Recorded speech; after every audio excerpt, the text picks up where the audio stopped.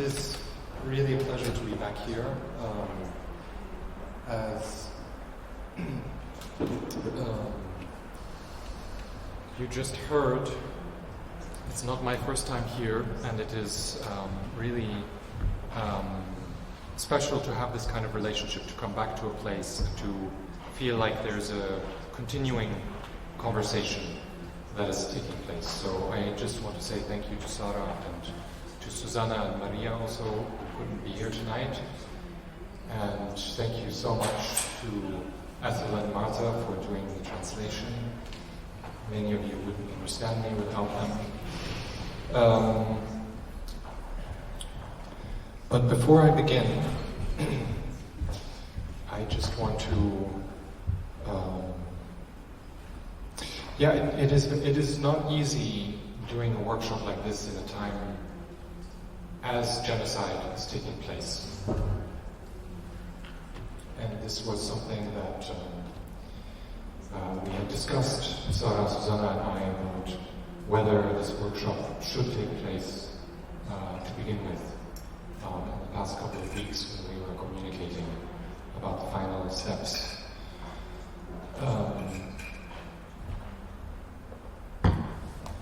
I lived in Gaza for 2 years, from 2005 to 2007. And along with participating in the Egyptian Revolution, this was really the most formative experience of my life. What we've been following in the news in the past month and a half is not something new for Palestinians. It is a new level of violence, but it is not a new violence. There's a systematic violence that has been taking place since before the founding of the State of Israel in 1948. And these days, as we see the number of deaths increasing every single day, sometimes it is difficult to grasp what that actually means. The amount of deaths that are being reported. Many people that I have been in touch with have lost not just an individual or a friend, but entire sections of their families. There's some people that I've been in touch with who over the last week I've not been able to reach because once again the internet is out. And so we also don't even know if certain people are alive that we've been in touch with. And this goes for many people within Gaza who are not necessarily with their families at this moment. But also there is a very strong stench in the streets of Gaza, because the estimated number is that there are over 6,000 people that are buried alive or are buried under destroyed buildings. And so probably this truce, if it actually happens tomorrow morning, is the latest report, most of the population of Gaza, what they will be actually doing is looking for people who have gone missing and trying to identify bodies and trying to bury bodies.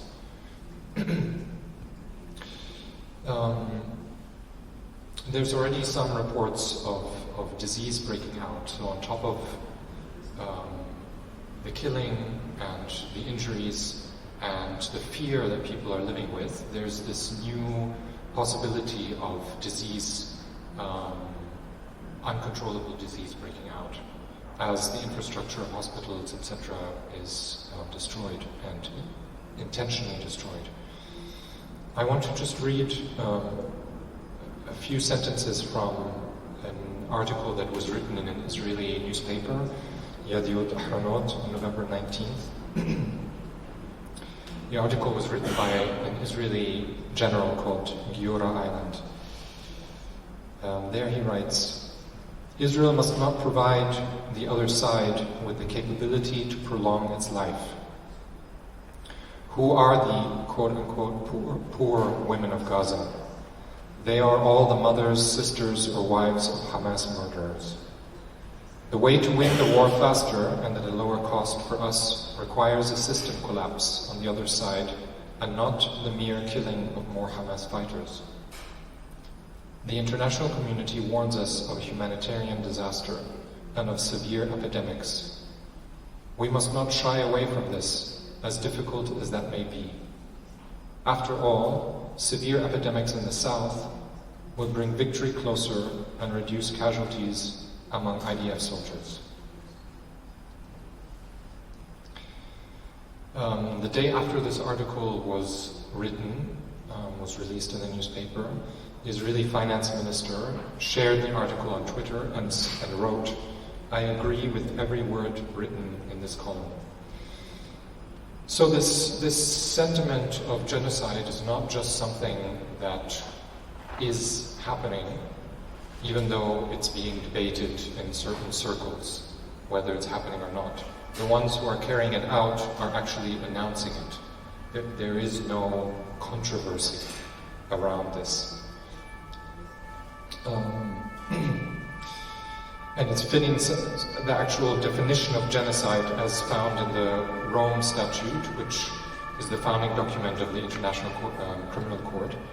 And I just want to read you this short sentence from there. Deliberately inflicting on the group conditions of life calculated to bring about its physical destruction in whole or in part. And I think for me there's been two things in recent weeks that I have learned new about the concept of genocide. One is that it's not so much about the numbers of bodies that are killed, but actually the intention.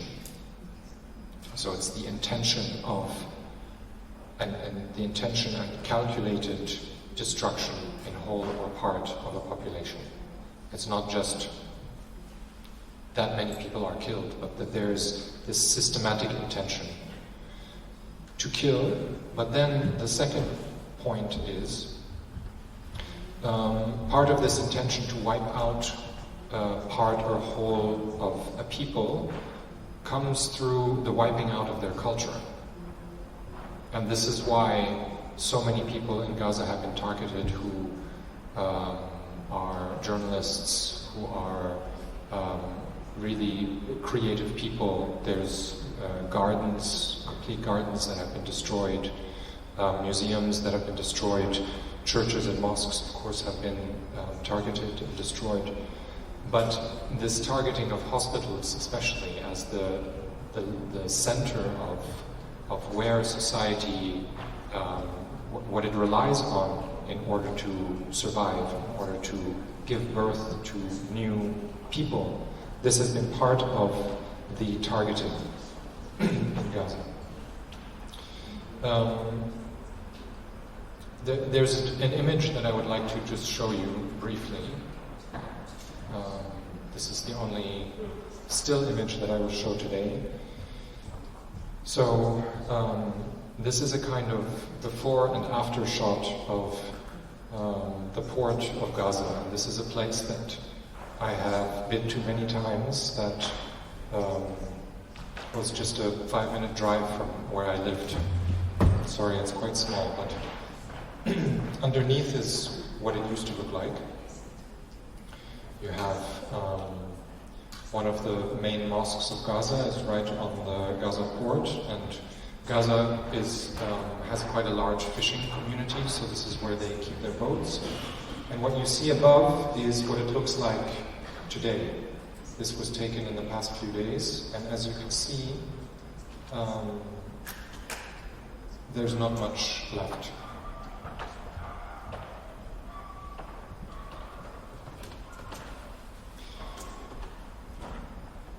I want to read just a few paragraphs from an article that was written in 2017 by a historian called Philip Rizk. Before I start with tonight's presentation, that will take us in a bit of a different direction. But this is a text that Samuel wrote just 1 month after Aleppo had been reconquered by the Syrian regime. This followed a 4-year siege on the population of Aleppo. So the text is called On Aleppo, a letter to a historian in the future. You might receive an invitation to a conference exploring the root causes of the collapse of the Middle East. Or perhaps you are simply interested in studying this region, home to your people before the collapse that prompted their exile and migration. Or maybe you're just curious about events that took place half a century ago. I do not know.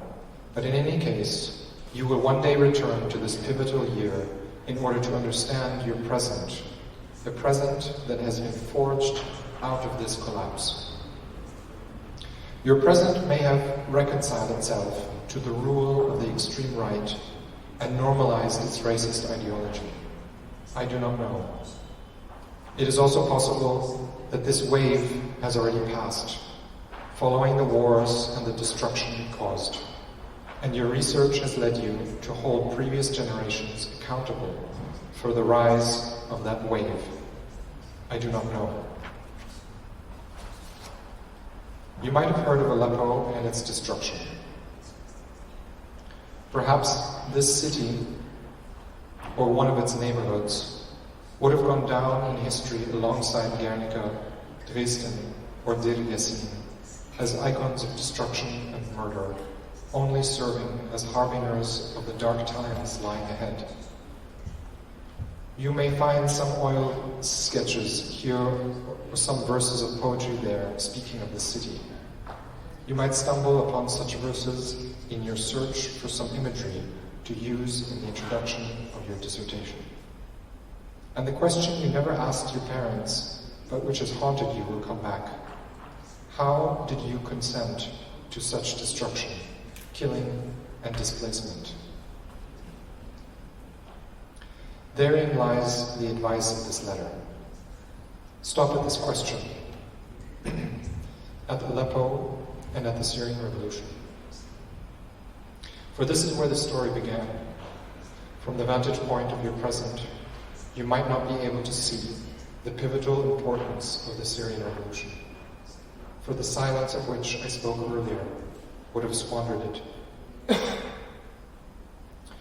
You might find numerous writings accusing those who used the word revolution of appealing to an ideology that contradicted reality. And from your perspective, this accusation may seem valid. But today, 50 years before you read this letter, Aleppo is burning, and the term revolution is all we have left so that we do not participate in this murder. So forgive us our misuse of these concepts. I cannot predict what will have taken place between this letter and your present. Perhaps the world will have learned from Aleppo and awoken from this madness. Perhaps this madness will have led to wars which compelled the world to face its moment of abandonment. But perhaps all of this will not have happened, and you will still be living in a world which thinks the assets are the best this region can offer. I do not know. What is certain in any of these cases is that this region has collapsed. And if there is still one thing that we can pass on to you from all this rubble, it is this. Remember Aleppo, not as an icon of impossible heroism or the necessary price for an ideological revolution, but as a moment when the world decided in full awareness and in cold blood to give up on itself.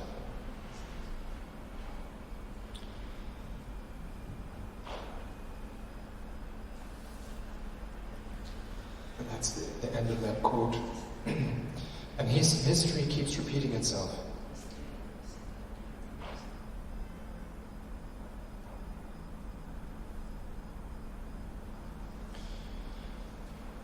In the invitation for this event, I cite the philosopher Denise Ferreira da Silva.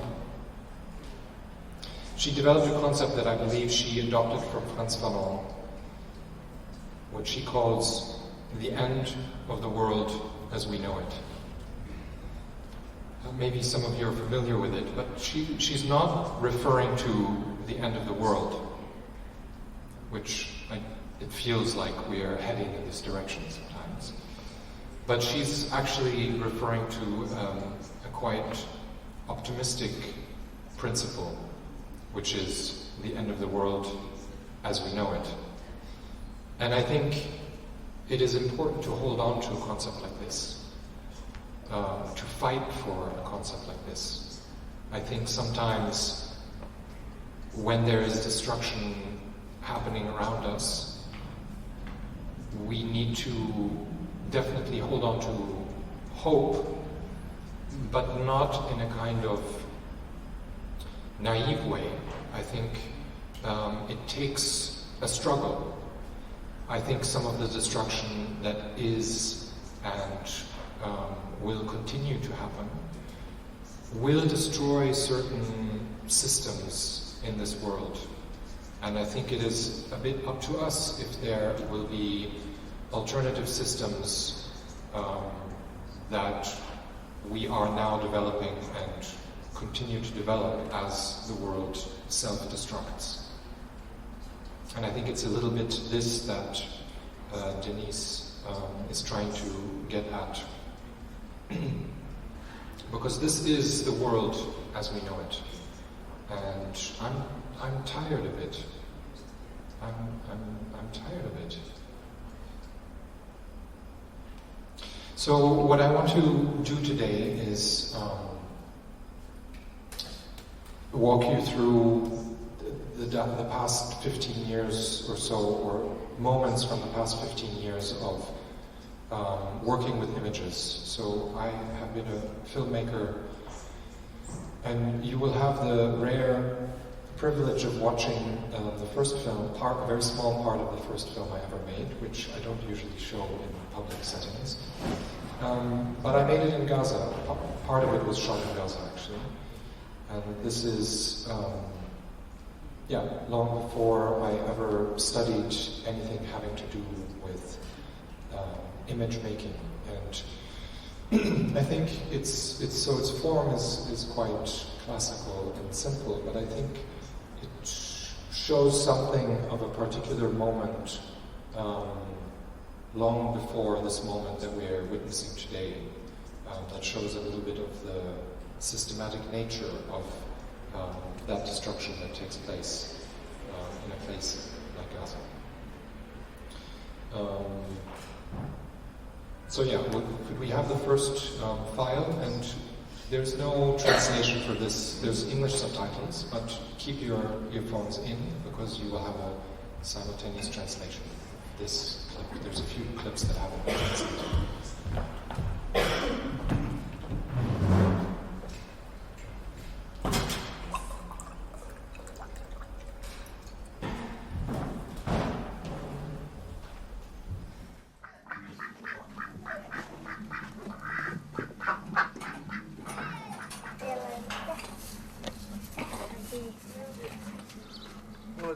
قاعدين بخبز انا وكنتي في الفرن، منهم بضربوا قذيفه.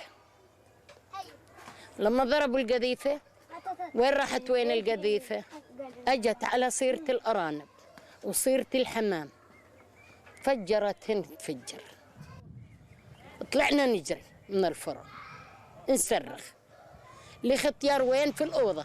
لا جاي طلع ووقف وندببت بهودن من شامة هودن علينا قبل، وسبعة هودن 7 ونزلن في الكرم، كل واحدة مسكت سطر. الحاج من حد ما شافن قال خلص رحنا، وين ما شفت إلا الزلمة بقى على الوطا. فجت الأسعاف أخذتني وأخذته، رحنا ودونا على الشفا.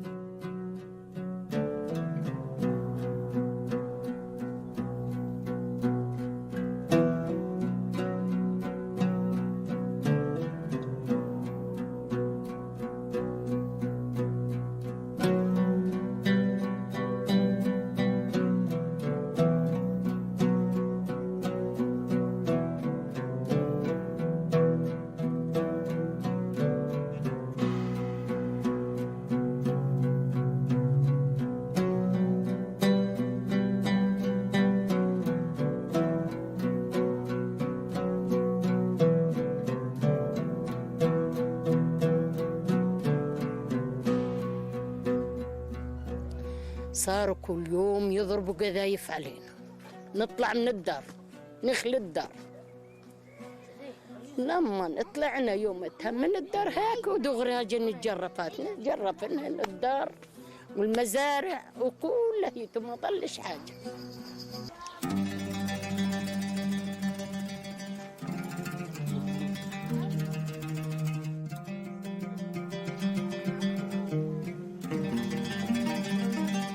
يعني جرفوا الارض على مراحل هم.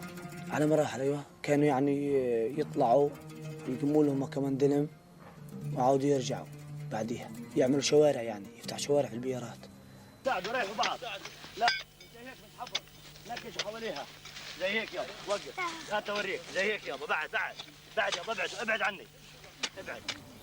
اما نجرفوها كلها. ابعد يابا. صار كل ما يجرفوا نروح نزرع، كل ما يجرفوا نروح نزرع. ابعد. هذه الشجره يابا ان شاء الله بتكبر وبتتمرجحوا فيها انتم واولادكم وبتاكلوا من ثمرها.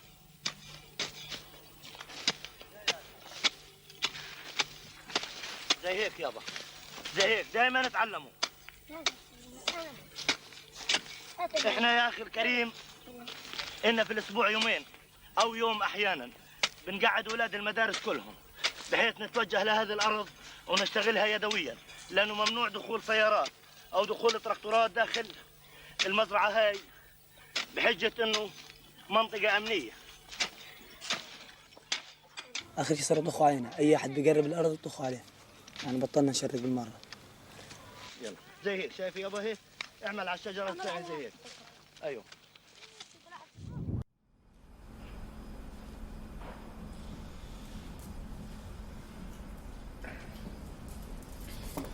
So the title of this film, the Arabic title for the film is Sumud, which means perseverance. And this film was shot in an area called Beit Hanun, which is the northeast corner of the Gaza Strip. And this is an area that has been targeted by the occupation since the very beginning. It's an area where in the past there was a very vibrant orange production. This is one of the kind of traditional, agricultural productions of that area, from Gaza all the way to Jaffa. And yeah, the Israeli occupation systematically destroyed this because they didn't want competition with their own orange production. You can watch a film about that details this quite closely called Clockwork Orange by Eyal Saman. But then you see here this kind of constant attempt to destroy just a way of life. Just people staying rooted on the land that their ancestors have lived on and have lived from. So following the making of this film, this family had their house completely destroyed and they were not able to return. But Sumud is really this kind of philosophy that drives a lot of Palestinians to find the strength to just keep persevering, no matter how big the obstacles are, to stay on their land, to live the way that they live. I mean, it takes many different forms. But also in the very middle of the clip, the older woman mentioned that her husband had been taken to Al-Shifa. I heard it, I'm not sure actually what the English subtitles said, but Al-Shifa is the hospital that we've been hearing a lot about in the past weeks. I had a very close friend who was working there as a doctor when I lived in Gaza, and so I spent many hours in that hospital. And it is really the heart of any kind of medical treatment in the place called the Gaza Strip. And so this systematic targeting of a hospital like this is so yeah, it really has very strong, deep consequences.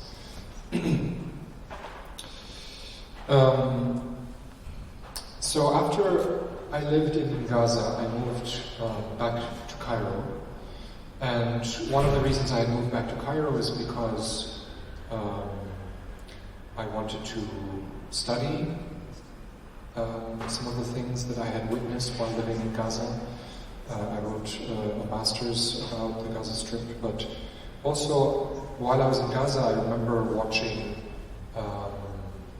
a very short TV report about the worker struggle in Egypt, especially in a city called Hala Kubra, which is in the Delta.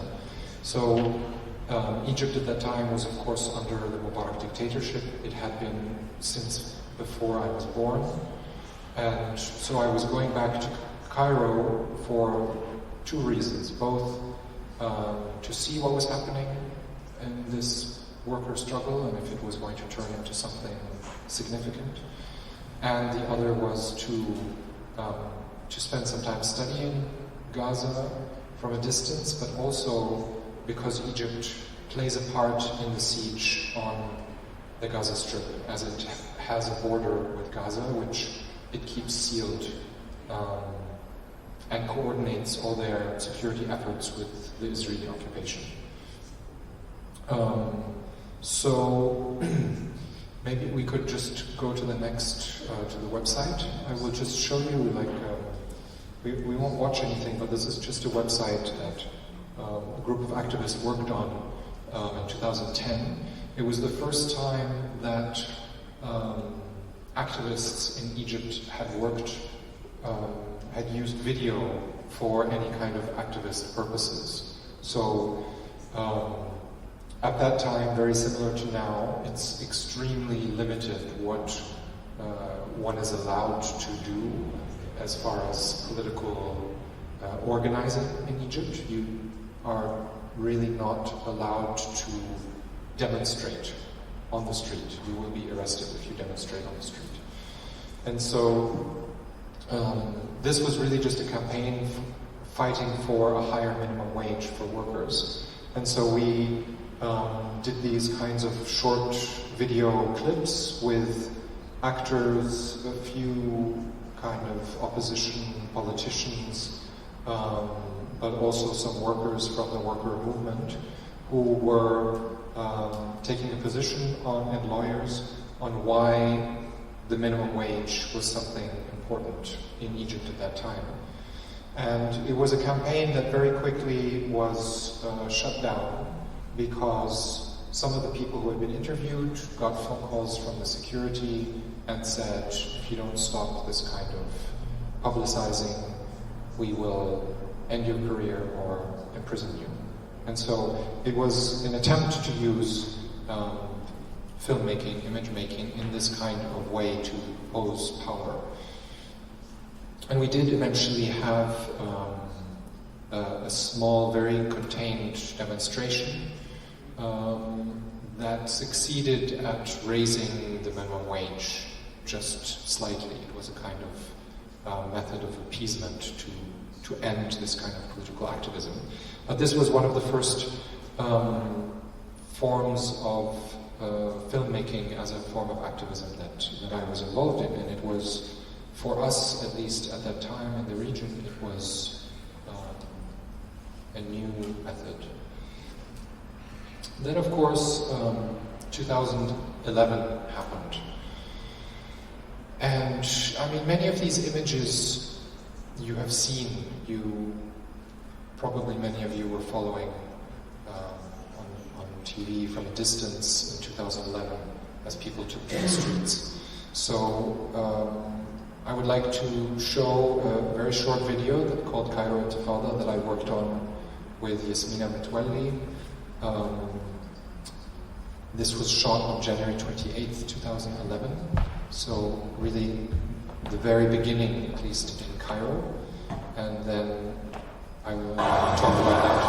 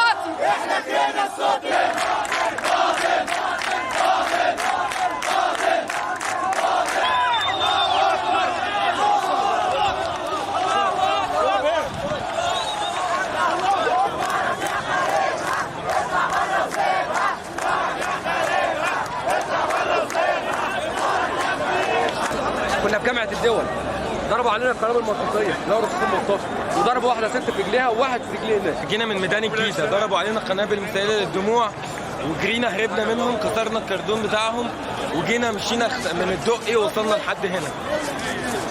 بس بنطالب بسقوط حسني مبارك. احنا عاملين مظاهره سلميه، محدش رمى طوبه. قنبله امريكانيه دي، امريكانيه. حسني جاسوس بيدعم، حسني جاسوس مش عايزينه. خلاص الواحد اتخنق، الشعب جعان، خلاص اتخنقنا.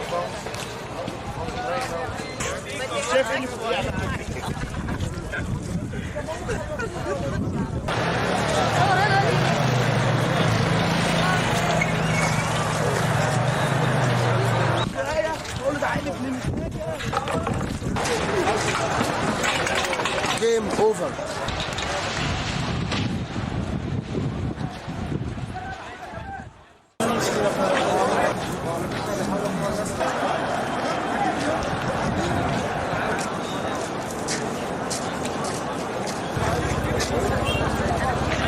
ده حي، ده خرطيش بيه، ده روسي، ده انا بساور على ده. ده روسي. نريد حريه، رخاء، مساواه. وجود الجيش عازل صحيح، بس مش عازل عن السرقه اللي بتحصل. لان مثلا امبارح في المتحف المصري كان في اكتر مثلا من حوالي 10 ضباط قبضنا عليهم جوه المتحف وهم بيسرقوا ممتلكات، وهم بيعتبروا تخريب اسم الشرطه كانتقام من الشرطه طوال 30 سنه ذل.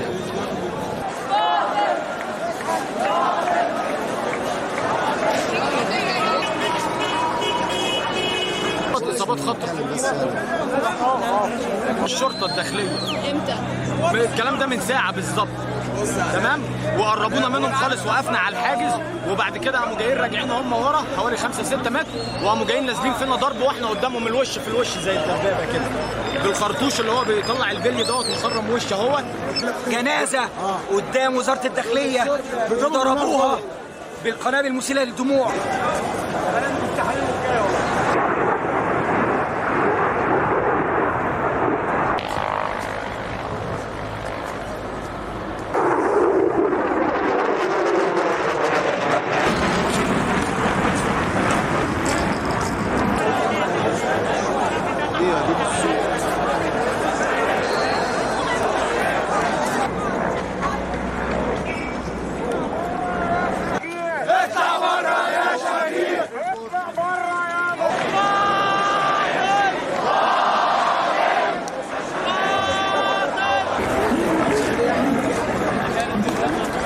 الطيران من فوق عمال بيخوف فينا، وبينزل الطيارات تقفل 16 تنزل تخوف الشعب عشان الناس تمشي. احنا مش هنمشي، احنا قاعدين هنموت هنا، هنموت، مش مشكله يموت مليون عشان يعيش 83 مليون.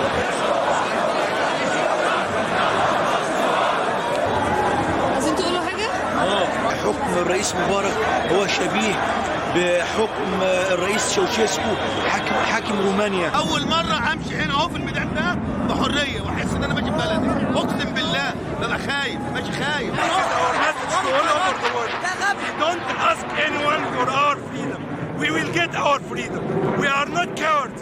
We are freedom.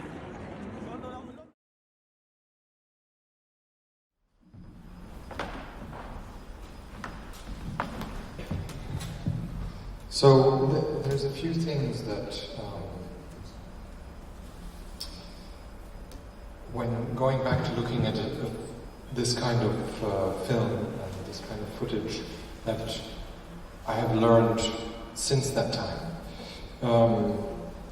and some of them are very important lessons actually. I don't know if you were paying attention in the marches in the beginning. Kind of opening sequence. This was a march that I and Jasmina participated in January 28th. It was a march that was called for by activists, and it happened in 5 or 6 different locations in Cairo, but then also in others in Alexandria and Mansoura, some of the bigger cities in Egypt. And this was something that had been planned, but they evolved in a very organic way, that we were walking through these very popular neighborhoods and asking people to come down from their houses and join this march, which is something that had never happened before. As I was mentioning earlier, you couldn't protest in this time. Like, this was an experience that we had never, many of us had never had. You know, there were larger protests in the end of the 80s and in 1977, but this was unheard of, that you could just march through the streets. And I think there was this feeling of victory, you know, that these marches were not being stopped. But one of the reasons that they weren't being stopped, and it's something that I was starting to become aware of in the weeks after, but it only really made sense much later, is that, and this is also something that you see in this film, that one of the reasons why the police were not actually stopping these larger marches is that they were busy with other battles. And so on the 28th of January in particular, the research that's been done since is that about a third of all police stations in Egypt, so not just in Cairo, were targeted by, not by activists per se, whatever that means, people who were politically involved in some kind of organizing, but actually people in their own neighborhoods. Because when the word got out on January 28th that there was some kind of political mobilization, what people, especially in popular neighborhoods, did is they started targeting the police station in their neighborhood. Because this for them was the face of the regime. This was the evil. In the police stations is where people are regularly arrested, often they're kidnapped, people are tortured. There's no transparent form of any kind of justice or even a kind of legal system. It's just a kind of domain of its own, that you're lucky if you come out alive again. And many people in these neighborhoods have lost friends, neighbors, family members in these police stations. And so when there was a kind of mobilization of people, this is where people went. And they used violence. It might have been throwing stones. It's this kind of non-organized violence. And some people would call it revolutionary violence. And in some cases, the police stations were partially burned down. In some cases, protesters were able to take over the police stations. In some cases, police officers were fleeing from the police stations. We heard that in some cases they were taking off their uniforms so that they wouldn't be identified by people in the street as being police. And this is what the actual shift was in the Egyptian Revolution. It's not something that a lot of people captured on their cameras. And it's not something that I was aware of, for example. I was living in a little bit of a popular neighborhood at that time, but I definitely wasn't from there. And I wasn't rooted in this neighborhood. I just moved there the year before. And what you see in this film is there's definitely a difference in class between the people who are marching in the marches and those who are holding up bullets, for example. There's a large part of the population in Egypt that's really living on the edge, let's say, you know, without formal jobs, with very little education, that are just on the fringes of the economy, just trying to find a way to make a living. And it's those people who were basically defending their neighborhoods when there was a possibility for it at the beginning of the revolution. But they're the ones who rarely get any credit for the revolution. This is not the narrative, definitely not the narrative that the state wants to relay, but it's also rarely the narrative that activists are talking about. You have some activists that are giving the credit to the working class, for example. The organized working class continue to go to their jobs. It's the informal workers who really carried the burden of this revolution.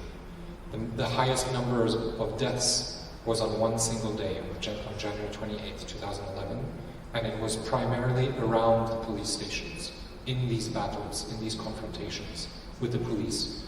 And if the police hadn't been distracted in those battles, the marches that eventually reached Tahrir Square would never have gotten there. And yeah, let me read just a sentence from a very important book, I'm sure that many of you know, called Wretched of the Earth by Frantz Fanon.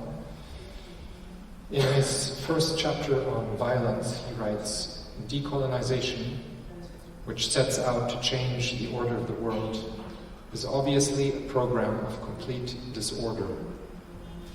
That intention can only triumph if we use all means to turn the scale, including, of course, violence." Another kind of unknown aspect of the Egyptian revolution, which is often referred to as the January 25th revolution, is that it actually started on January 23rd and not on January 25th. Only it didn't start in Cairo, it started in the city of Suez.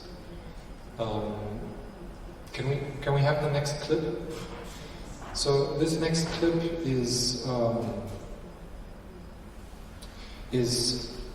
we'll just play it on low volume because there's no speaking and no subtitles. This is something that the collective Musirrin that I became a part of during the revolution collected because we tried to not only film footage and run workshops and teach others the kind of basic tools of this kind of filmmaking. We also collected footage from people who had been filming on their phones, especially outside of Cairo, because we were mostly based in Cairo and Alexandria. So this is, this is 12, 13 years old, this footage, and so it's not very clear.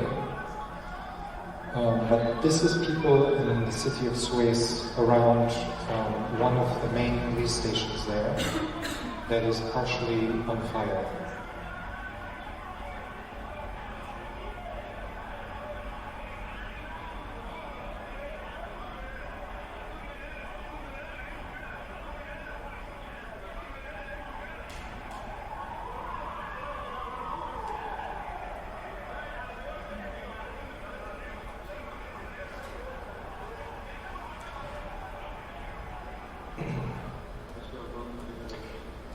And this is footage inside the police station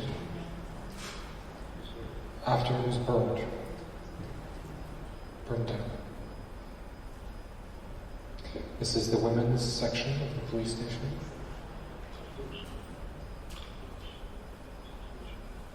And there's this graffiti written repeatedly on different walls that says, "Every tyrant has their end."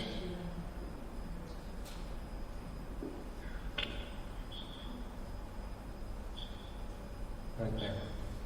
It's one of them.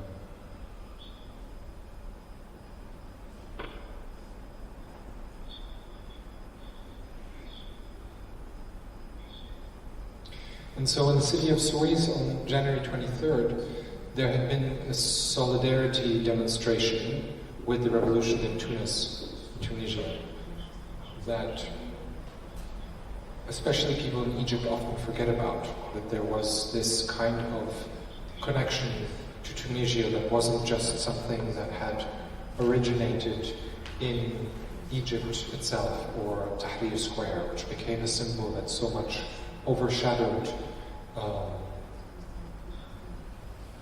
the revolution in Tunisia.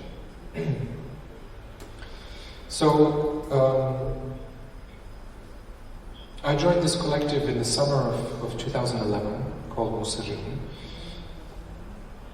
And I mean, the reason that we came together and worked on the kind of films that we did, we eventually made over 250 films, and they were all released online. There was this purpose to definitely counter the narrative that was being presented on television and kind of mainstream media platforms. Because one level of censorship was that mainstream media would never show a state actor using violence against Egyptians. So whether it was the police or the military. And so this was part of the kind of documentation that we were doing in order to provide this kind of narrative for people to see that this kind of violence was actually taking place against protesters. It was something that the state over and over again denied was the case. So it was this kind of counter-propaganda that we were trying to do. But we were also trying to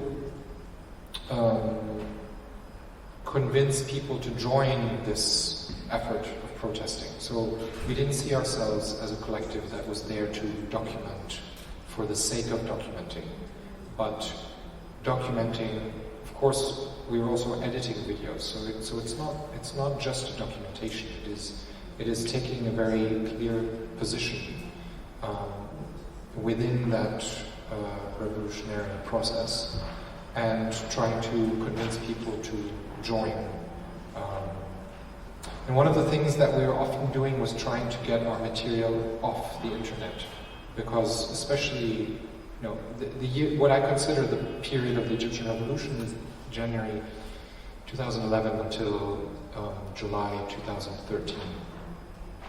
And in this period, not so many people had access to the internet. We were just starting to have more widely available phones that could access the internet, but definitely this was a class difference also. A lot of lower middle class people didn't have smartphones, as we call them. But even in their homes, not always people had strong internet connections. And so we didn't want all the material that we were making only to be distributed at that time on YouTube and Facebook and Twitter. We wanted it to be available in an analog form. Sorry. And so we started to do street screenings. And these are screenings that were very important to us. We started something along with a couple of other groups called Cinema Tahrir. So when Tahrir Square was occupied by demonstrators, we would put a screen up in the street and show either just raw footage or these kinds of short edited videos, sometimes of things that had just happened the day before, or especially during the night, because there is often this very big shift during what Tahrir looked like during the day, a very peaceful kind of protest camp, and at night when it was attacked, where it was also much more difficult for us to record with the kind of technology that we had filming at night. So when we had these screenings, we would also have live debates while the screenings were happening. So it was this very important moment of allowing the images to counter the images that people were accessing through the television or the kind of narrative they heard on the radio. So can we just watch the next clip? This is a very short 1 minute. It's a little bit loud, so maybe we start it quietly. This just gives you a little bit of the sense of the kind of street screenings that we organized. We often almost always were helped by some passing by electrician who would find a way to steal electricity from a light post and make it available for our projector and speakers. So it was often a kind of group effort, because we definitely weren't.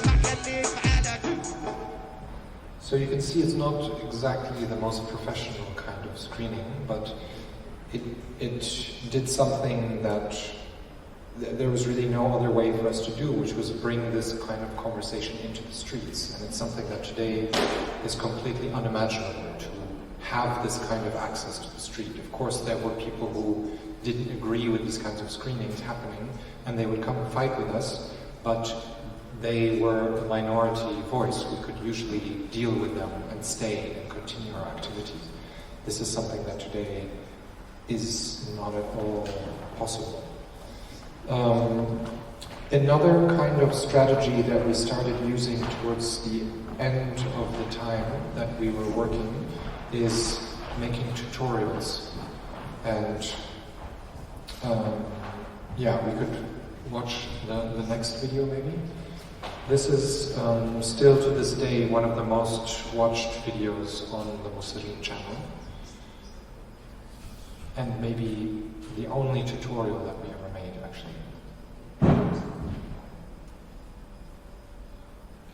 مكان أحسن. ممكن تطلبوا من أصحابكم ما يرموش الكنز ويجمعوها لكم، وممكن تتفقوا مع أي مطعم في الحي إنه يديكوا الكنزات الفاضية، وممكن تشتروها بالكيلو من بائعين خردة الألمنيوم، والكيلو بيتباع ب10 جنيه. هنحتاج قصافة، فتاحة علب، مقص قوي،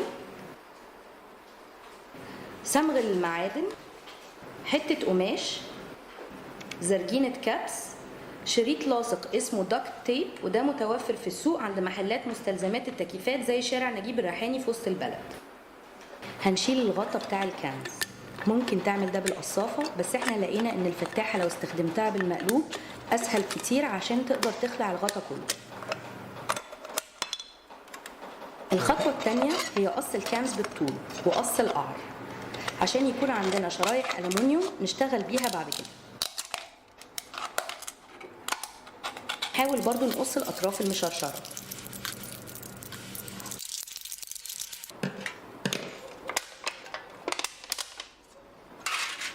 هنقص كل شريحة نصين. قعر الكنز هنقص الزيادات اللي فيه. هنقص القماشة على قد المساحة اللي عايزين نغطيها. دلوقتي هنرص الشرايح فوق بعض. احنا هنا بنستعمل 3 طبقات من الشرايح وفوقيهم قعر عشان نوضح لكم كل ما زودتهم عدد كل ما كان افضل بكتير. If you're interested, you can of course watch the video later. But yeah, I wanted to show this tutorial because it's a kind of method of working with images that I continue to work with later. So yeah, I just want to briefly talk about 2013 because it's of course the moment when you all stopped hearing about Egypt after there was a military coup and yeah, Egypt stopped being a story in the news. And I think definitely people like myself are largely to blame why this moment was never really explained, because a lot of people really went into a phase of deep depression because everything we had been fighting for a year and a half, 2.5 years, had failed. And really the coup brought in a military dictatorship that was even more brutal and succeeded at having more legitimacy than the regime that we had initially been fighting against in 2011. I don't want to spend too much time explaining, but maybe, yeah, it's helpful. I think it's very hard to understand how this dynamic was made possible, but I think the Egyptian regime as such, the military state that has been in place, in power ever since Egypt became an independent state in 1952, succeeded in allowing an opposition party to seem to be in power, and then sabotaged their period, their term in power, in order to get the popular masses to support the military to then remove this opposition party. And this opposition party, of course, that I'm talking about is the Muslim Brotherhood, who I think the military needed, and they intentionally allowed them to win the elections and to put in place a president in order to allow their failures to make the military popular again. So it's this kind of divide and conquer strategy. And what they then did after they successfully carried out a coup is that anybody who continued to criticize the military, no matter who they were, foreigners or Egyptians, Christians or Muslims, they would accuse them of being members of the Muslim Brotherhood, which by that point had been labeled a terrorist organization. And so they succeeded at making protest illegal. I think, yeah, and of course there's a lot of kind of popular emotional sentiment that they worked with. They continued, of course, to have control of all private and public news outlets and to spread this kind of narrative that they wanted to spread. But this really brought about the end of this revolutionary period that I was mentioning before in the summer of 2013. Really, yeah, by November they had actually created a law that so by law you were no longer permitted to demonstrate, and that was really the end of that period. I was really very lucky to have already been working on a film that I will just show you one or two excerpts of, maybe just one excerpt, called Out on the Street, which was always meant to be a little bit of an analogy, like a metaphor for the Egyptian Revolution. And so this was in a period where we were no longer able to, can we just wait a minute with the video?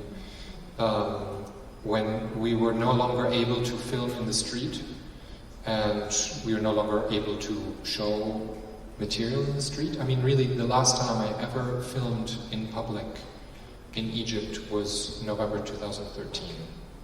It's this month's 10 years. Because you can go to prison if the wrong person is convinced you're doing something problematic. There is no legal recourse. And so, especially after this revolutionary period is over, it really just wasn't worth the risk. I mean, of course, in the revolution, people were constantly taking risks, but there was a process taking place that we believed in, that it was worth taking risks for.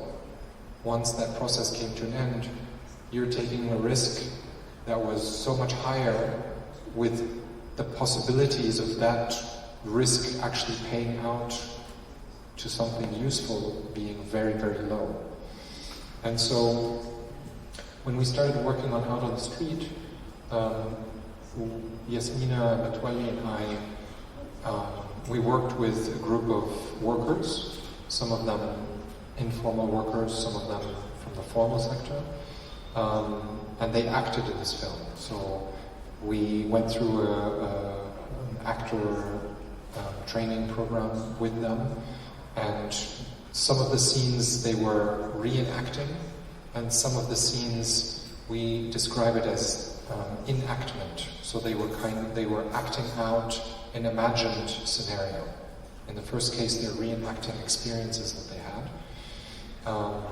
For us, these scenes of enactment were really important because it allowed us in this period where imagination had really been crushed by the coup and this return of the military dictatorship to continue imagining other worlds, the possibility of other worlds or other outcomes to the one that we had just experienced. And yeah, in this case we did that through performance and through acting. Can we actually watch the second clip, not this one? Because I would like to have a little bit of time for discussion. I was going to show 2 clips, but we'll just watch one.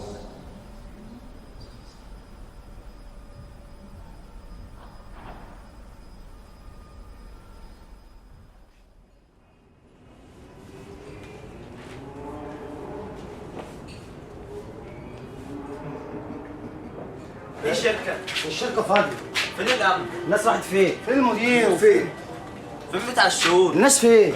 فين المحاسب وفين بتاع الشؤون؟ فين صاحب الشركة؟ ده بانهم هربوا ومشوا يا جماعة ولا ايه؟ طب ايه يا جدعان هتعملوا ايه؟ طب وبعدين؟ كده يبقى في حاجة غلط. ده هربوا باين عليهم ولا ايه؟ يعني ايه هربوا؟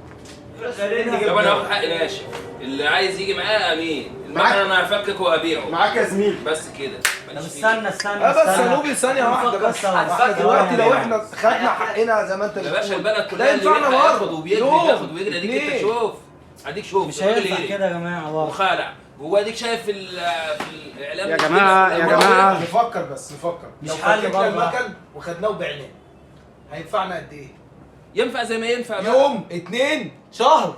طب وبعدين؟ هنشوف مكان تاني نشتغل فيه بعد ما نبيع الحاجة. طب ونبيع ليه؟ هي مالهاش حل غير كده. السن ده واللي احنا فيه ده هينفع نشتغل تاني. ونبيع ليه؟ ده جبنا معانا نبيع ليه؟ قانون هيقول لحد قال لك اشتغل يا عم، الشركه مقفوله وانتوا جيتوا وتعديتوا على الشركه، ده اذا كناش اتحبسنا. يا عم ازاي؟ مين معايا؟ معاك يا زميلي، معاك يا زميلي. ما ينفعش ان انت تفكك المكن. لا لا المكن ده نوبي مش هينفع. فك المكن ده خسارة يا جماعة. مش هينفع. ان كسبنا دلوقتي هنخسر بعدين. عايزين نلاقي وبعدين هينفع ايه لعيالنا؟ هينفع ايه لعيالنا؟ وهينفع ايه بعدين؟ احنا نقعد لغايه ما حد يجي يا جدعان من المسؤولين. هنقعد شويه هنا اقعدوا يا جماعه، كل واحد يسحب. يا عم شكلها ما حدش هيجي. لا هيجوا. اقعدوا بس. هاتوا كراسي كده يا جماعه نقعد مع بعض ونتكلم. النهاية انا عايز اعرف النهاية ايه. انت شايف ايه النهايه؟ يعني انت بعد اللي احنا عملناه ده تفتكر ايه النهايه؟ احنا عارفين عن الزمان كل واحد معاه بقى يجيبها ويحط المكنه ويشيل اليوم ما يحصل. يا جدعان اي حاجه. انا عايز اقول حاجه يا جماعه. اي حاجه المكنه لو كل واحد هياخد له مسمار يعني ولا ايه؟ ده رجل اعمال والحكومه هتقف معاه. هو بره رجل اعمال. رجل اعمال. لو شفنا رجله على باب المصنع هنخليها تنتج وطالما واحد وتكسب وزي ما علينا وقلبه علينا. عايز اقول لكم على حاجه. كلنا على قلب بعض. كل عامل هنا يبقى ليه سهم يا جماعه. الحوار يا جماعه معروف واحنا شايفينه زي الشمس. احنا هننتج هو كده صح ان شاء الله. ايوه يا جدعان في زياده واحنا ولادنا هيعيشوا وباذن الله الفائض هنديه للدوله وهنقف مع باذن الله مع بلدنا. وينتقم احمد. والراجل الحق يحب الحق. عايزين يبيعوها خربوها. عايزين يبيعوها. لا مش هيبيعوها. لا يبيعوها فين؟ وقت شويه. مش هيبيعوها. محدش هيبيع حاجه وكله عايزين نعين مننا امن. طيب انا هبراقد هنا. خلاص نعين. خلاص خلاص امسك انت الامن بقى. يا جدع خليك نايم على بابه اهو. انت قاعد واحنا هنبعت لك انا على بابه. هنبعت لك اكل عم صبري عين 2 امن بالليل وانا اقعد معاه فاهمني؟ فاحنا ايه يبقى مطبق كل يوم 2 هيطبقوا سهره لحد ايه بالليل لحد الصبح. العمال هتيجي ويمشوا و2 غيره.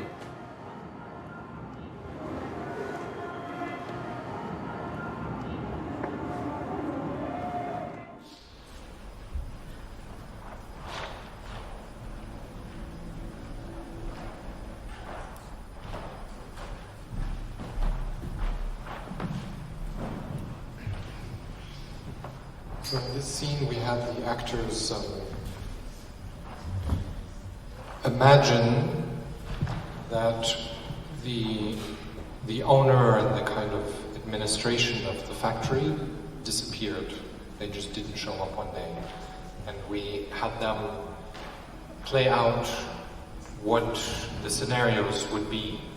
So this is an improvised scene, that there was no script, there was no preparation. They didn't know that this would be the kind of final scene. Yeah, and so I mean, so for us, basically, the factory space becomes a kind of filler for the place that is called Egypt, and the kind of possibilities, just of imagining what that could mean, that people take over a place like that, and they themselves decide how a place like Egypt is run. One of the things that started happening in Egypt following January 28th is that there were popular committees that started forming in some neighborhoods. Basically, because the police presence had been attacked and a lot of the police left, especially popular neighborhoods, people needed to fill that role themselves. And so they created these committees that initially were just there to actually create some kind of security, because there was an increase in crime and theft, especially. But then also they started working on various services, like, you know, there was always an issue with corruption around the distribution of gas modules, for example, for cooking. And so these popular committees started themselves organizing. You know, they were from the communities, and it was in their interest that this kind of distribution would happen in a fair and affordable way. And so they managed to start organizing this kind of everyday need in a society. But because the state in Egypt didn't actually get attacked in a kind of more systematic way, I mean, other than the police for a period, and then they started reformulating. The experiment of these kinds of popular committees, these neighborhood committees, didn't actually last for very long. I want to, in the very last part of this evening, I want to shift to Syria, which is a film that, as Sarah mentioned, I showed here in Reina, Sofía 2 years ago, actually, exactly, in December 2021. And I want to show just one clip in a minute. But one of the reasons for me that I worked on a film in Syria is that, again, after finishing Out on the Street, I wanted to find a place where hope was still alive. And one of the big differences between the Syrian revolution and the Egyptian revolution is that this kind of experiment in popular committees went much further, because there was actually complete areas and territories in Syria that were liberated from the Syrian regime. And this very short clip that you're going to see is a re-edit of a kind of tutorial that had been made by local councils, which is a kind of similar structure to the popular committees, but really that were running small towns and neighborhoods. And because the state had been pushed out completely in some areas. And so they did everything from running schools to clinics to providing shelter for internal refugees that were joining their communities, to also coordinating with different armed groups that were providing security against the state regime. And this is some experiments that they used in order to provide sources of energy, because one of the ways that the Syrian regime was trying to crush these kinds of experiments was to create sieges, to not allow food in, of course not to provide them with energy. And so we can watch this clip and then I'll talk just a little bit more about it.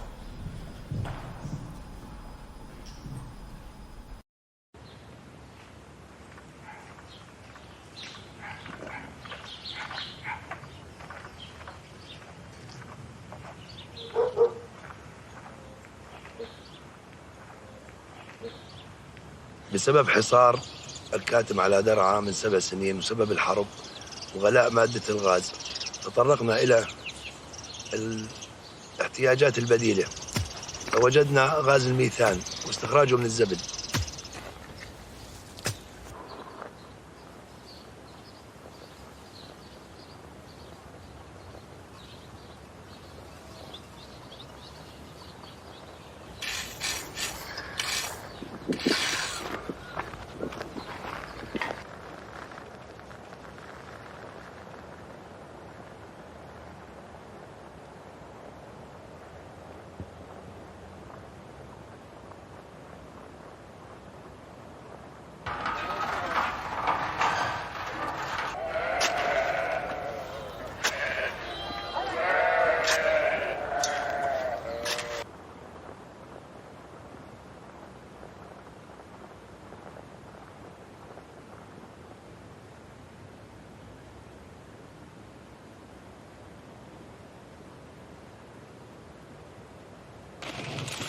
نزول أول سلة بأول هاضم في مشروع الهاضم، وهسه تنزيل الزبل لتخميره وتجهيزه للتخمير لإنتاج الغاز.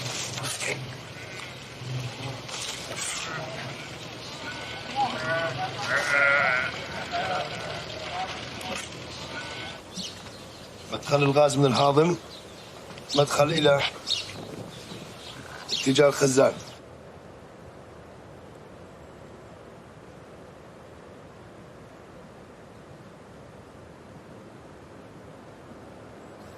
أول طريقة بنقوم نفتح الستر 2 إنش وتشغيل المضخة وفتح الستر الثاني 4 إنش، هيك بتصير العملية دائرة كاملة.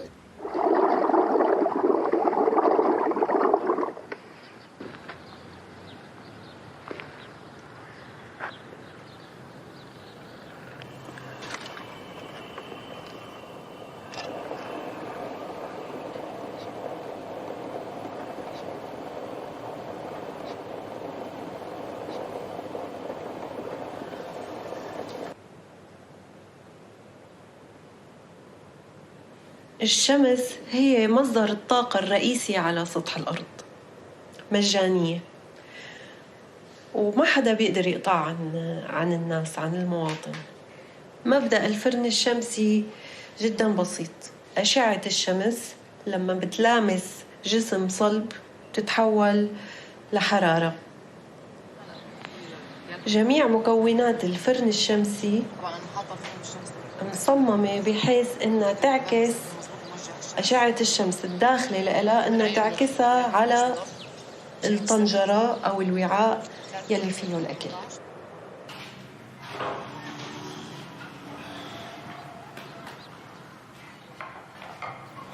هلا طبختنا اليوم بالفرن الشمسي صينية بطاطا. هلا أنا فرنت البطاطا شرحات وبصل كمان شرحات، حطيت ورس، فلفل أسود وزيت وملح. طبعا شو بدها ست البيت بتحط. هلا نحط البندور على وشها.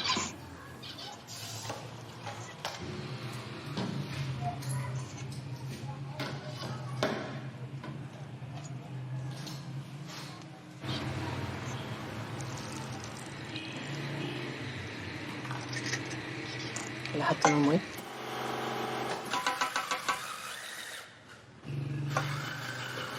هلا طبختنا جاهزة لنحطها بالفرن. هاي الفرن أنا حميته بالشمس لمدة ربع ساعة أو نص ساعة. هاي طبختنا جاهزة. هلا بدنا نحطها بالفرن. تأكد إنه مسكر مزبوط. هلا الساعة 10 تقريبا. الشهر 21/3/2018.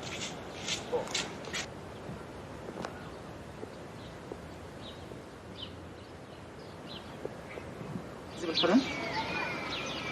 هاي نشوفها.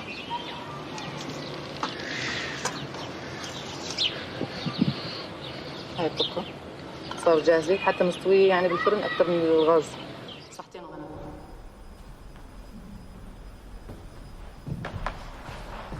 So this is an excerpt from a film called Mapping Lessons, which is trying to,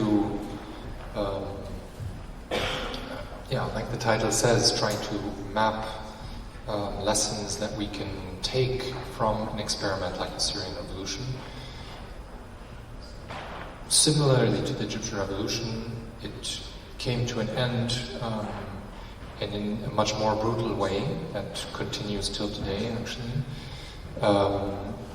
But because territory was taken by the opposition, by revolutionaries, there was so much more potential that could actually be tried, so much more that could be built as alternative structures. And there's a theorist called Susan Buck-Morss who has this very simple statement in a book called Revolution Today, where she writes, "The nation-state as an epistemological form captured certain realities but obscured others. Therefore, it could not recognize the existence of non-state political imaginaries already in existence."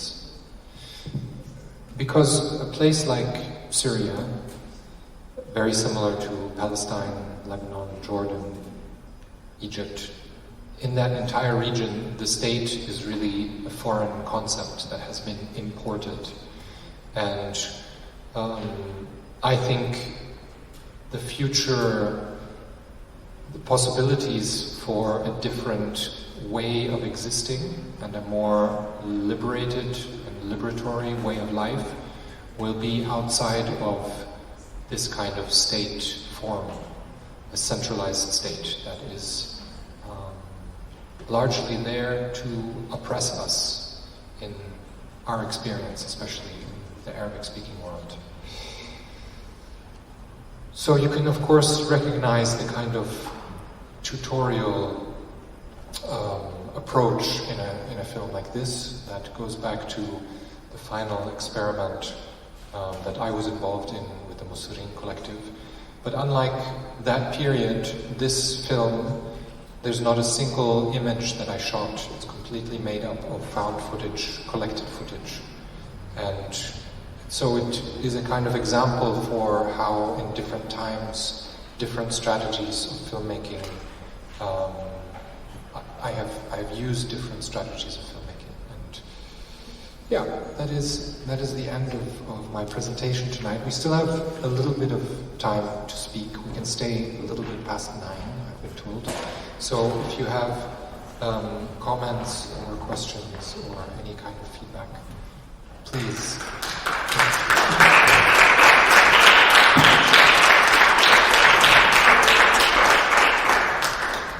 Yo me ha sorprendido mucho cómo hacían el horno solar. He intentado buscar la película, la de Mapping Lessons, pero no la he encontrado por ninguna parte. Antes de venir aquí, si puede explicar dónde la podemos ver.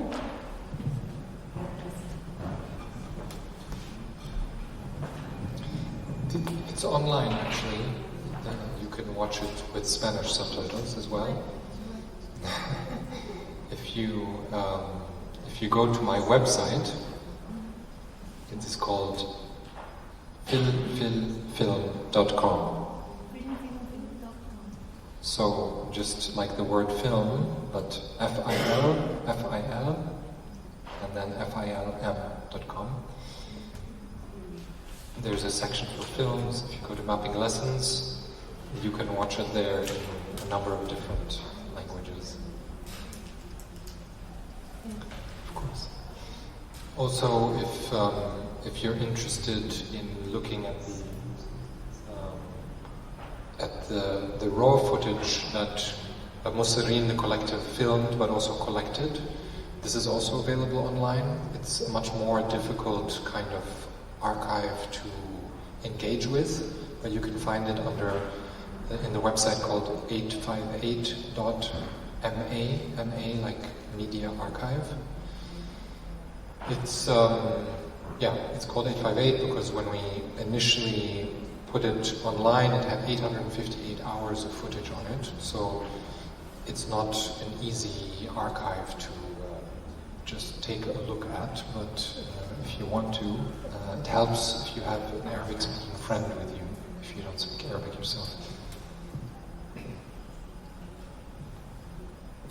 858.ma, Media Archive.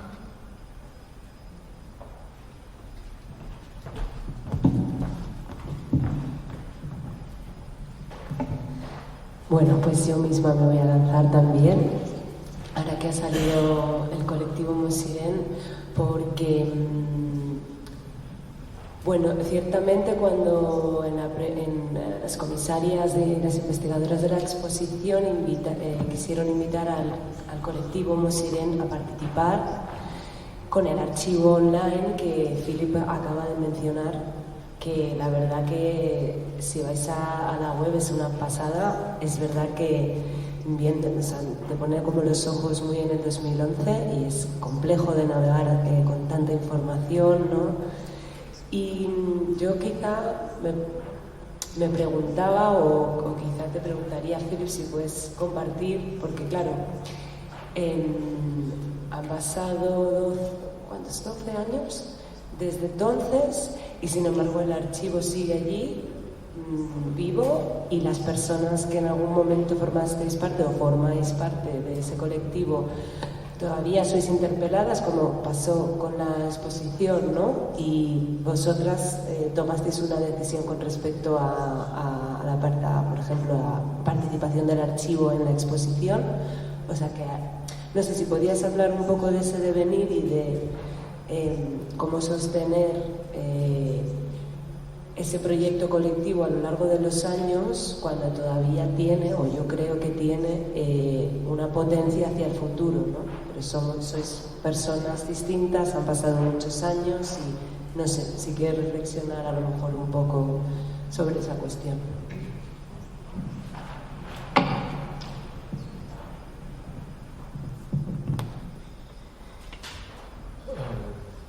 I mean, really, I think that the collective came to an end in 2013, at least in the form that we were active as a collective. And this wasn't everybody's preference. There were some people in the group that would have rather that we turn into a kind of institution. Because, you know, in any group or a collective, there are different opinions. And for me, Musireen existed because the Egyptian Revolution existed. And when it came to an end, we continued to be friends, and some of us have collaborated on other projects. And politically, we're definitely still in communication with each other, but we don't function as a collective. I mean, that period was extremely, extremely intense. And we, in many ways, put most of our lives on hold in order to work together. That's of course no longer the case. People had to go back to surviving and working and studying and other things. Yeah, I mean, I think it was important for us to put the archive online, but there is so much more that we could have done with that archive, which we haven't. So it's not just a success story also. I mean, those hundreds of hours of footage, I think it's really important that they are available, but a lot of work could go into translating them, transcribing them, also annotating them, like adding comments to a particular chant, a particular moment, what it's referring to. Other collectives have done that. I've seen these kinds of projects, and I think the main reason, of course it needs some funding to sustain this kind of work, but I think actually the main reason it hasn't happened is because people are quite depressed, and for many years at least were quite depressed by the outcome of the revolution, where we have gone. I think it's very important to say that although in material terms the Egyptian revolution lost, I think on another level there's something from that period that hasn't been contained. One of the reasons why the current regime is so violent towards any form of protest is because they are so scared of this repeating. And it will repeat. This is just a matter of time. It's just a matter of the right moment for when this will happen again. And I think it's really important in these moments of, it's not quiet, but let's say in the absence of protest, to organize and to network with others who have similar intentions, similar desires and dreams, and not only just in one's neighborhood, but also across borders, because I think these kinds of networks will be incredibly important in the future, in future struggles. I answered a lot more than your questions, but if we have maybe one or two more questions, we have time.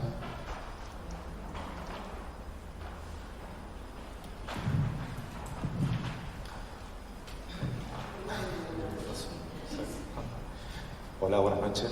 Sí, yo quería preguntarte al hilo de los fragmentos, los diferentes conflictos de los que has hablado, ¿de qué manera crees que la imagen puede contribuir a seguir manteniendo vivo lo que es la memoria de gran parte de la represión de todos esos conflictos? ¿De qué manera puede, incluso aquella parte en la que hemos visto imágenes de conflictos en un estado presente en el momento en el que se han filmado, ¿no? Pero cómo esa imagen puede hablar de aquella represión que no es visible, que no se puede contar, o incluso mantener viva aquella memoria de lo que ha surgido, de lo que ha pasado allí, y que es necesario seguir manteniendo presente, ¿no? Que haya sido pasado, ¿no? ¿De qué manera se te ha planteado o reflexionado sobre la posibilidad que tiene la imagen de poder traer al presente esa memoria no contada?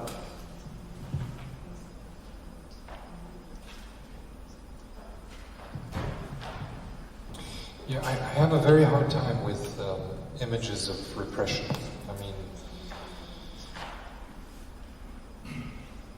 I think it really depends on the context, and I think I haven't made up my mind completely on certain strategies of how to use images of violence.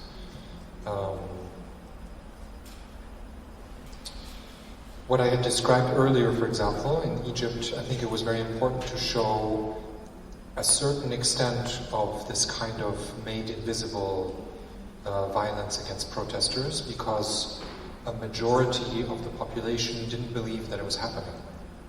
And so this is an information war, and we had to respond. Sometimes when we have these screenings in the public spaces, people would say, these images are fake. Because even back then we have this concept. In Egypt, people will often talk about photoshopped images. But when there was space for this public debate, people would respond and say, no, these images are real. People who had nothing to do with the screening or the taking of the images, and they would say, I was there. Or somebody would hold up a bullet and say, I was shot, I saw someone being shot with this bullet. And so I think in these kinds of situations, these kinds of images are extremely important. I think sometimes, especially excess of this amount of images can create a kind of desensitization where we stop actually seeing the violence. And this is something I don't really know how to gauge. I don't know how to measure. I personally haven't looked at a lot of images of the violence in the past month and a half because it's not bearable. So I believe it. I don't need to be convinced by it. And I think sometimes the images are damaging because we're also experiencing the violence on a certain level. But also when we see it too many times, it becomes mundane, and I don't want to have that experience. But yeah, I'm very torn because in the Syrian Revolution, for example, there have been some films that were made that are really showing some of the most brutal forms of torture and violence that were used, especially leaked footage and photographs and images. And a lot of people around the world don't know this is happening. Unless you're looking for it, you're not going to engage with it the way that images of Gaza, for example, now are common. And so I think there is a time for that, but it's not for everybody. I think images can play this role of convincing, but I think it's not something we need to regularly engage with. There's another issue that is that even when these images are made available and an argument is made with or through the images, that argument actually makes absolutely no difference. And so it's also a little bit, one really needs to think what the images, who one's audience is and who you're trying to reach. Because in some cases, the general public is actually not interested in certain images. And you might want to make images just for a kind of much smaller crowd that is actually engaged with the subject matter and would actually question their position, for example. So, yeah, I don't have an easy answer. I hope I responded to your question at least.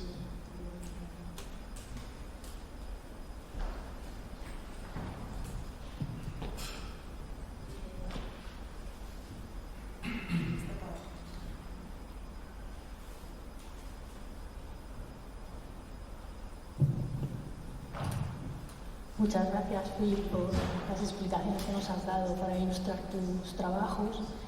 Yo quería hacerte una pregunta concreta en el mundo y en la situación en la que estamos viviendo, ¿no? Me gustaría saber, si tuvieras toda la libertad y todas las herramientas en tus manos, ¿qué imágenes grabarías o qué materiales de archivo utilizarías para acabar con la matanza de Gaza?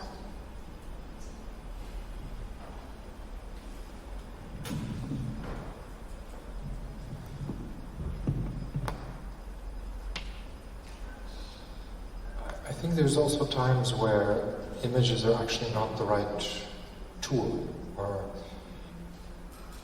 they're not the tool for everybody. Because I think the images are getting out of Gaza. I think the occupation is really trying to use many, many strategies to delegitimize people's narrative, but also images that are coming out of Gaza. But I think on that level, they can limit it, but they are failing in actually stopping the images. You know, not only are they not allowing journalists in, but before they started attacking Gaza, they requested all international journalists who were in the Gaza Strip to leave. Something that didn't really make the news, because anybody who enters Gaza has to get the permission from the Israelis. You go to the Israeli press office in order to get permission to enter the Gaza Strip. And so they're in touch with all these journalists, and they simply asked them to leave, and then they closed the border and attacked. And you have Palestinian journalists who are there, and they have been targeted. I mean, the number of journalists who have been killed, they are trying to stop the image from getting out, but you can still get the image largely from very young people on Instagram and on Twitter. So I don't actually see the need to make other images or have access to making images differently or editing them differently. It's already happening. I think it is making a difference. It is creating a counter-narrative to a certain extent to what the occupation wants to get out. I think it's also really just hearing the voices of doctors and nurses and the kind of testimony that we're getting in this very moment of crisis. And it's getting people to act. And I think this is a little bit what I was saying about Mussolini earlier. Like, we wanted to use the images to try and get more people onto the street with us. It wasn't about the images. It wasn't about making videos or giving workshops. It was, without people on the street, there is no image to take. I think this was, if you look at the website 858.ma, there's a text that was written about the archive as a concept. And it was very important for us that these images are not owned by us. Most of those images, yes, we recorded them with our equipment, but we really wanted to undermine this very capitalist commercial mentality of that the images are owned by the person who pushed the button. Because the events that unfolded, the actions that were taking place in front of the camera were what made that revolution a revolution, and not, so this kind of debate about ownership was not possible for us. And I think, we're again in a moment where we need to react through actions. And I'm not actually thinking about image making in this period. I think it's important to join protests.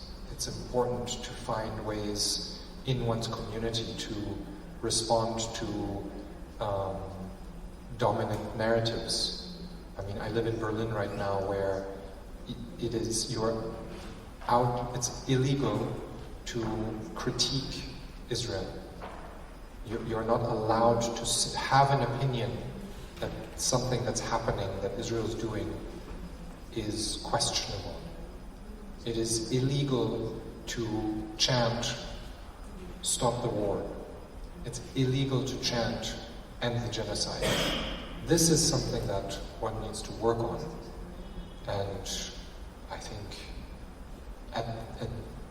at least from my perspective, at this moment, no image is going to fix that. It's other forms of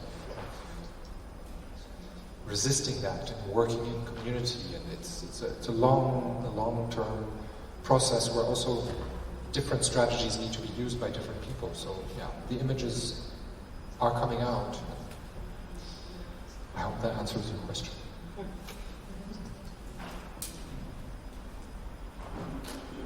We have time for one last question. Yes, in the front. Gracias. Un poco al hilo de lo que se estaba hablando ahora, yo tenía una pregunta y tengo otra que está ligada con esa primera, que tiene que ver con esta época que vivimos de redes sociales y polarización, como los discursos tienden a polarizarse y vemos más de lo que vemos y menos de lo que no vemos. Y también, preguntar sobre eso, la pérdida de sensibilidad a partir de las imágenes. O sea, estamos viendo imágenes horribles, están pasando cosas horribles y hay mucha insensibilidad.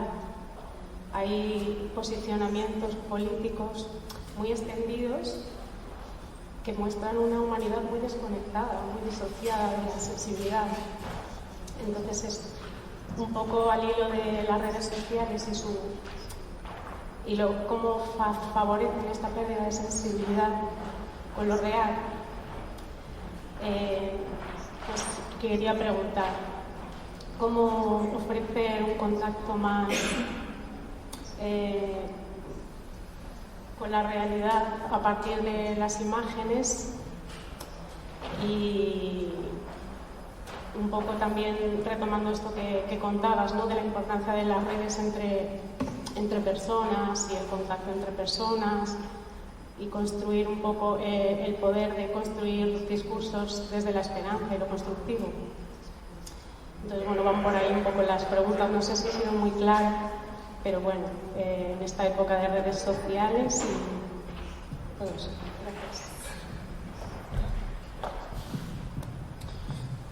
Yeah, I mean, I think I feel your question. I think it is something that everybody needs to gauge for themselves. This kind of, I think it's very important to be self-reflexive on how each of us is engaging with images, and it's not really an answer that fits every person. I think that relationship to images changes from time to time, and very much from person to person. I think in this moment where there are so many images circulating of this genocide, one way that I can think of is that the kind of personal contact to people or a person who is more closely related to this ongoing genocide is really important. And maybe this is something that one can try and find people in one's own community that are more closely connected, because these people are everywhere. I mean, the population of Palestine and Gaza are living in exile all over the world, and I think this kind of personal contact can make a big difference in helping us engage with the images, because the images can be an obstacle. I think this is something that makes a huge difference for me in having these personal relationships, and I think it makes a huge difference to the people that I've seen around me who see this as a kind of political cause but without substance, and people who express and experience a very different kind of empathy towards people behind this atrocity that is happening. That's kind of one strategy that comes to mind. Maybe other people can also think of other things. And I think maybe to close, I think it's very important to also connect struggles with each other. I think I've tried to do that a little bit this evening. In this short, some paragraphs that I read from the text about Aleppo from 2017, there's some very, very strong overlaps to what's happening in Gaza today. It's a different scenario. In Syria, we have a local tyrant, I would call it a local occupation by a regime of a people. In Palestine, it's a different kind of occupation, but the kind of logic that's being used, the kind of weapons that are being used, the kind of narratives that are being told are similar. They're not the same, but they're similar. I think it is important for us to, if we're more invested in one struggle than another, also to connect with others, to learn from each other's strategies, to also mourn together, and to find community across kind of fixed boundaries of these struggles. I think we ended there, no? I was given permission till 9:10.